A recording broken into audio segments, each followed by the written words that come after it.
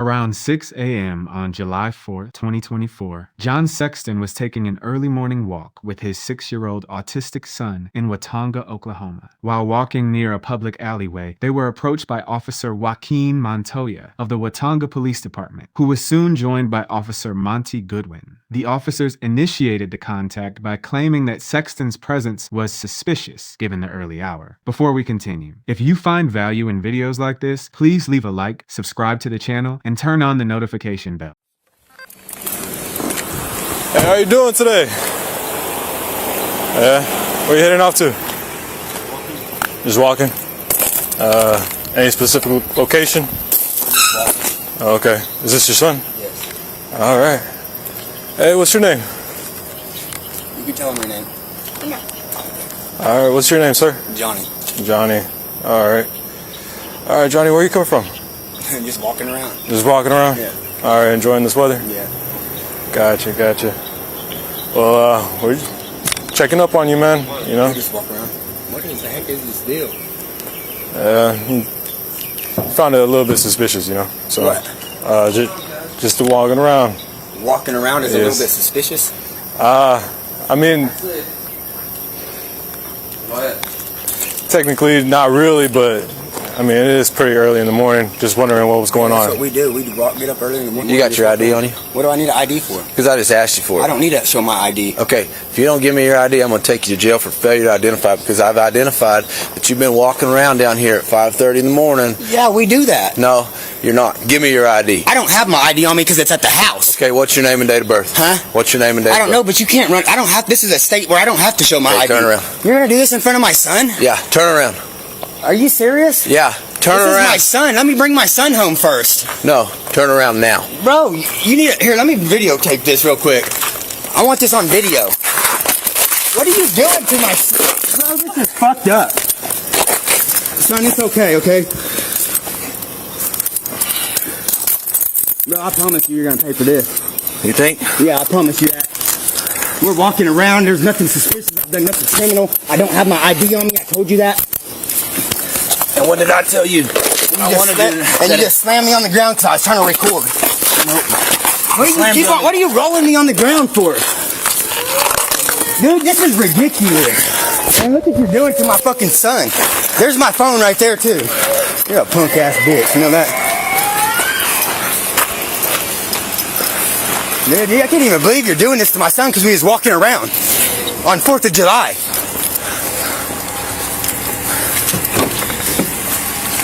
Have a seat and I'll talk to you. Officer Monty Goodwin arrives and immediately asks John for his ID. John explains that he doesn't have his ID and isn't required to show it. In response, the officer commands him to provide his name and date of birth. When John refuses, the officer orders him to put his hands behind his back. John steps back slightly. He tries to record the interaction with his phone. Without warning, Officer Goodwin performs a leg sweep. He throws John to the ground and rolls him over twice. This violent takedown happens just feet away from John's 6-year-old son. The officer then arrests John and takes him to the back of the patrol car. We'll discuss the legality of the initial stop and the ID demand later. For now, I want us to look at the use of force Officer Goodwin used to take John into custody. Under Oklahoma Title 21, Section 643, an officer's use of force is only not unlawful when it is necessarily committed in the performance of a legal duty. According to Oklahoma police training standards and the least intrusive means doctrine, an officer is expected to explore and exhaust lower levels of persuasion, such as verbal commands and de-escalation, before escalating to physical violence. Within seconds of John Sexton refusing to provide a name, Officer Goodwin transitions from a verbal demand to a physical seizure. He completely skips the mandatory clear command and meaningful opportunity to comply required by standard police training. This 0 to 60 escalation lacked the necessity required by Oklahoma law. Next, let's analyze John's decision to move backward. As Officer Goodwin approaches, John takes 2 steps back while reaching for his phone. His goal was to document the encounter. Under the 4th Amendment, unprovoked flight can contribute to suspicion, but distancing is protected conduct. Distancing is the act of creating space for your own safety, or to perform a legal act like recording. A citizen who is not yet under arrest has a right to maintain a safe distance from an officer, especially during a confrontational encounter. In the 10th Circuit case of United States v. Neff, would a reasonable officer see this movement as a physical threat or an attempt to flee? Because John's hands were visible and his intent to record was vocalized, his retreat was a peaceful assertion of his First Amendment rights. It was not an act of active resistance. Now, let's look at the leg sweep itself. A forceful takedown is classified as a high-level use of force. It causes a rapid loss of balance and carries a significant risk of head or neck injury. In the landmark 10th Circuit ruling of Morris v. No, 2012, which is binding law in Oklahoma, the court ruled that a forceful takedown of a non-violent, non-resisting suspect who poses zero immediate threat to safety is a per se violation of the Fourth Amendment. Essentially, the 10th Circuit has closed the door on using takedowns as a first-line tactical choice for minor, non-criminal interactions. Because John Sexton was unarmed and non-threatening, this physical escalation had no legal foundation. Also, this takedown was done in the presence of John's son. When a vulnerable person, like a young child, is in the immediate zone of danger, the bar for using physical violence increases significantly. According to Oklahoma Police Training Standards CLEAT, officers are taught that high-intensity takedowns should be avoided around children unless there is an immediate, life-threatening danger. This is to prevent physical and mental harm to the child. Officer Goodwin's use of force failed in many ways. No matter what angle you approach it from, the level of force used here was objectively unreasonable. Hey, buddy, come here. You're okay. Listen to me. You're okay. Hey, quit crying. People that don't want to identify typically are involved in criminal activity. I've known this individual to be involved in thefts in the city of Canton. There has been no criminal activity. Okay, listen to me. Bro, we were just walking, and when you Okay, came up, so listen, you didn't hear what he said Shut when he up first and came up, listen though, for a did you? minute. No, shut up and Okay, listen. what? Okay. So I saw y'all walk down the alley behind the... I saw y'all when I was headed into the office.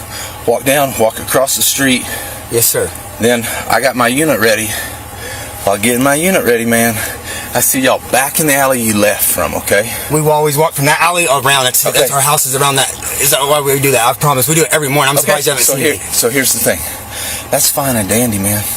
But listen, we have people that are going down up and down these alleys, spray painting and tearing shit up. Yes, sir. I understand that. Okay? It's the 4th of July, man. But Okay, if he would have came up and stop, said something stop, like, stop. hey, but he just goes, Hey. I've been called for, what do you say, investigation of something. And I was like, what? Yeah, okay, so here's the deal, though. Listen, when I got there, I didn't play games with you. I asked you what y'all were doing. You said, okay. I've worked here. Yeah, and that's fine, dude. I love it that you're out with your kid. But it is a little odd, okay? So when I ask you for your ID, you say, I don't have any ID. So what's your name and date of birth? That's all you have to give me. Give me your name and date of birth. What is your name and date of birth? I know, but it's just because No, this is your last opportunity. You're asking me right now? I thought you were saying my name is John Sexton, 123086. Okay, set tight. 1230 of 86. Okay, listen, man. As long as you don't have like a bad warrant, I don't want to take you to jail. I don't like taking people to jail. I don't like doing what I had to do to you in front of your kid. But you caused it. All you had to do was provide the information asked. Listen. Shut up and listen just a minute. We had reasonable enough suspicion to identify you. That's all that matters. But if I did criminal activity. Yeah. But I didn't do no criminal activity. So Yeah. No, I didn't. I didn't do nothing criminal walking with my son. Okay. It's not criminal, but we still have reasonable enough suspicion to identify you. And if I want to give the ID, I can. No, it's not a if the state is not a if you want to So state. it's a state that they can ID you at any time? This is not a shall ID state, but once you're being detained, But what was I being detained for? criminal, like we don't know what's going on, but we can call it criminal activity.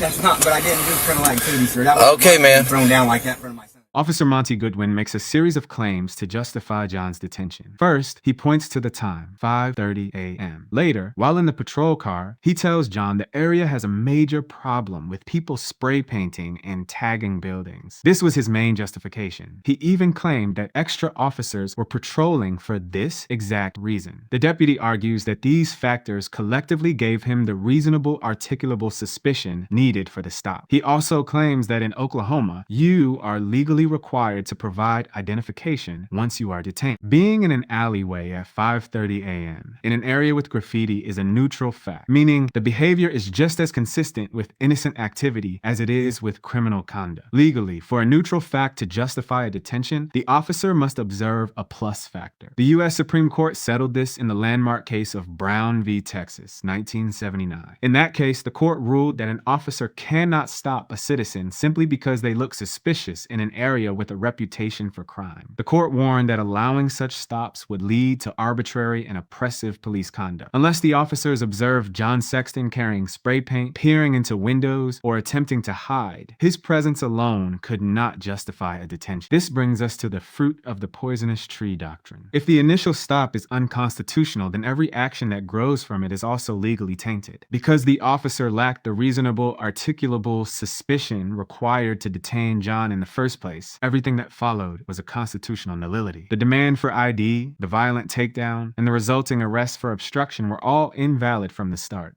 Next is the officer's claim that in Oklahoma, once detained, you need to provide your ID. Oklahoma is not a traditional stop and identify state for pedestrians. There is no state statute that criminalizes the simple act of a pedestrian refusing to hand over a physical ID card during a stop. According to the 10th Circuit standard established in Bustillos v. City of Artesia, it is clearly established law that a police demand for identification must be predicated on a specific crime. While the U.S. Supreme Court case Hebel allows states to pass laws requiring a name during a lawful detention, Oklahoma has no such mandate for citizens on foot. Even if the officer has established reasonable articulable suspicion for a stop, he has no general authority to compel an ID card from a citizen who is simply walking on a public sidewalk. I didn't even throw you down, if you want to know the truth. You did. And No. you rolled me on the ground, sir. I rolled you on the ground to... 2 times. I just making sure you don't have any weapons in there, bro. Bro, that was just a little overdoing it when a kid's right there. That's all I'm saying. Well, don't you think maybe next time a cop says, hey, what's your I name? don't have my ID, though. That's what I was telling you. I don't have it on me. But I did ask you what your name and date of birth is. I'm not going to sit here and argue with you about it, Mr. Sexton. Okay, you got warrants out of... See? And that's what I was saying, man. Where at? I've been doing this. You got warrants out of Woods County. They don't pick me up. I was just... Okay, but here's the thing, man. It's a ticket, that unpaid ticket.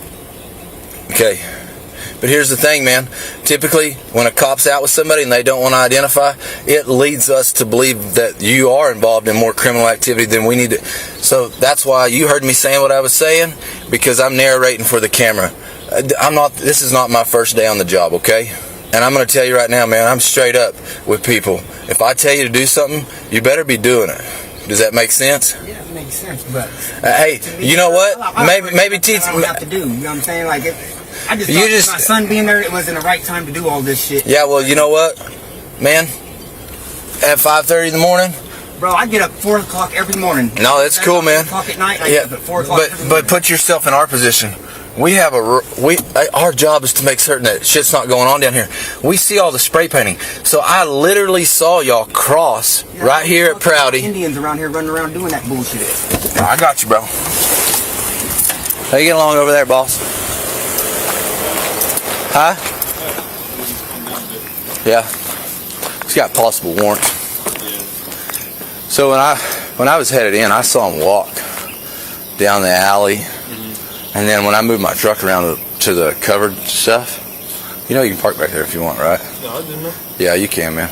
When I moved my truck back around there, like, I turned, so this is Prouty. They were already walking out of the alley at Noble. Mm-hmm. They walked, and then they just turned around, and he went right back into the same alley he came from. And he was hanging around on it'd be like 101, 102 or something like that. I'd have to go back and look at the address. But he's hanging around back there where they cook all that barbecue and stuff. So that's why we're making contact with him. Yeah. When people don't want to identify, typically there's something else going on. You know what I mean? Yeah. Too early for this shit. He has like 10. Huh? He don't have one, he's got like 10. Yeah. He didn't want to identify. He got his ass tripped up, put on the ground. What was he doing? So when I came in, I come from the north. I see him cross this street, Prouty, in the alleyway. He's walking down. When I turn to go put my stuff up, they don't come out at Noble. I get my stuff to go, and I move my pickup around back, and they're hanging around like the back over there. You know where the bar, like where TGC is and stuff? They're hanging around over there. I don't know what they're doing. So Joaquin finds him. Joaquin's talking to him. He's like, I don't have to tell y'all anything. I said, dude, it's like, you're being detained. Hold on. I said, what is you give me your ID? He's like, I ain't giving you my ID. I don't give you shit. I don't have it. I said, okay, what's your name and date of birth? And he said, I don't have to tell you shit. Or something like that. So I said, all right, go ahead, turn and put your hands behind your back. I'll take you in for failure to identify. Like, you're being detained. Like, I don't know. I was fixing to tell Joaquin, like, you know, if we can kind of get the situation where we can go over there to TGC and see what's going on and make certain nothing's out of the ordinary.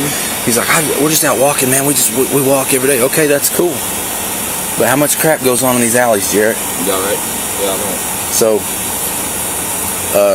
he wouldn't turn around and put his hands behind his back. So he got the old jerk, kick your feet out from underneath you right in front of his kid. I hate to be that way. 4th of July, you know what I mean? I mean, why is he out 6 o'clock in the morning with his kid? Says he gets up every morning at 4 and walks around. You ever seen him? No. Me neither. No, and I call out those when I do them too.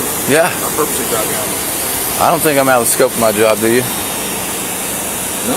I mean, we've been told to extra patrol because of issues in the alleys, and now we're checking out somebody that's in the same fucking alley. Yeah, exactly. We've got break-in, we've got graffiti, reports of drug stuff. Yeah. He's got warrants out of Woods, Custer, K. Yeah. Yeah, that popped up, and I was like, oh, shit. So, Jordan, I was finishing up my 10:15, Jordan, Yeah, that was your night. See? I'm not dumb, am I? People usually have warrants that don't want to identify. I know, but they've been on there for 10 years. Like, literally, they're just for tickets. Okay. That's all they are. Well, here's the thing, though. Are you aware of what they're doing now? So now that I've advised you, they're all supposed to put a check mark on them or whatever. So the next time somebody checks out with you, guess what? There's a good chance you might go to jail for them. So you might want to start getting a hold of them counties and take care of it. Yeah, you got to get a hold of them now, they say. They used to just put warrants out, but they said if you get a hold of them and you can't pay it, they'll work with you and not put one out. But yeah, but here's the deal. This was from 10 years ago. That's the reason a lot of you guys have strung them out so long now that they're saying, hey, guess what? Sit them out. Nope. Yep. You can come set them out. Yeah. All right, man. Mr. Sexton, if you're gonna be walking around, that's fine. But we've literally been put on extra patrol in the alleyways, so that's why you got checked out with. And if me or one of my officers check out with you, at least give them your information. Okay. All right. So you guys have a good day. Come on, son. I don't think you're supposed to be in there, son. Come on. You can't play in there. That's not ours, okay? We'll go home and pay you. All right, so listen, you guys, we don't mind you getting out walking around, but when the police officers ask you who you are, you better tell them, okay? Come on, let's go. After this incident, John was formally charged with 2 counts: obstruction of an officer and resisting arrest. The prosecution built its case on the claim that by refusing to provide his identification and physically pulling away during the detention, John had willfully delayed the officers in the performance of their duties. These charges were eventually dismissed. After the interaction, the Oklahoma State Bureau of Investigation, or OSBI, launched a formal probe into the physical force used during the arrest. While their findings suggested evidence of misdemeanor assault and battery, the Blaine County District Attorney's Office eventually declined to file criminal charges against Officer Goodwin. The DA's decision was based on the high burden of proving specific malice or criminal intent to a jury. While the force was objectively unreasonable under the 4th Amendment, the prosecution determined they could not guarantee a conviction because of the wide latitude the law grants officers during split-second decisions. An interaction can be unconstitutional and excessive, yet not criminal in the eyes of a prosecutor. In August 2024, following a personnel review of the Sexton arrest, the city of Watonga officially terminated Goodwin. However, Goodwin was briefly reinstated on a technicality because some of his previous disciplinary warnings were verbal rather than written. Shortly after his reinstatement, a second body cam video surfaced from June 2024 showing Goodwin responding to a de-escalation call involving a 15-year-old child with autism. In that footage, Goodwin is seen punching the teenager multiple times. Faced with this undeniable pattern of violence, Goodwin resigned from the force. Under the pressure of public outrage and over 200 calls for accountability, the entire leadership of Watonga was forced out. Within months of the Sexton interaction, the town's mayor, the vice mayor, and city manager were all forced to resign. In April 2026, the city of Watonga settled a civil rights lawsuit filed by John Sexton for $150,000. Sheriff Travis Daugherty of the Blaine County Sheriff's Office took the unusual step of publicly condemning the city's officers. He revealed that the sheriff's office had previously demoted Monty Goodwin because his own subordinates had lost faith in him as a leader. The sheriff formally called for the officers to be placed on administrative leave. The human cost, however, cannot be settled with a check. John's 6-year-old son, who once dressed as a police officer for Halloween, is now reportedly traumatized and fearful of the police. This has been the Judicial Audit. If you enjoyed the video, don't forget to like and subscribe to the channel. Thanks for watching.